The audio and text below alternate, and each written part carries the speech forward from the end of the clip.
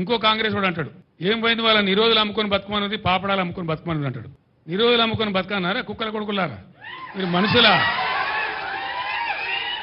మీరు? లక్షలాదిగా ఉండేటువంటి చేనేత కార్మికుల మనోభావాలు దెబ్బతీస్తారా మీరు?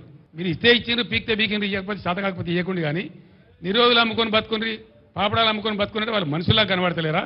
గర్జిస్తారు బిడ్డ, చేనేత కార్మికులే ఇలా పులులే గర్జిస్తారు, మిమ్మల్ని తరిమి కొడతారు, జాగ్రత్త అని చెప్పి నేను హెచ్చరిస్తా ఉన్నా. వెంటనే బతుకమ్మ చీరలే కానీ మరో చీరలే కానీ స్కూల్ యూనిఫామ్లే కానీ అవన్నీ కూడా బకాయిలు ఇమీడియట్ విడుదల చేయండి.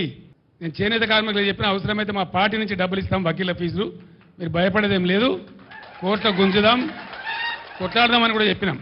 రేపు ధర్నా తర్వాత కూడా స్పందించకపోతే ఆర్డర్లు రాకపోతే 3-4 రోజులలో ఖచ్చితంగా హైకోర్టులో దావా వేస్తాం. ప్రతి ఊర్లో ధర్నా పెడతాం. ఎక్కడెక్కడ చేనేత కార్మికులకు బాధలవుతున్నాయో రాష్ట్రం అంతా రణరంగం చేసి మిమ్మల్ని ఫుట్బాల్ ఆడతాం బిడ్డ, ఇడిచిపెట్టాం, జాగ్రత్త.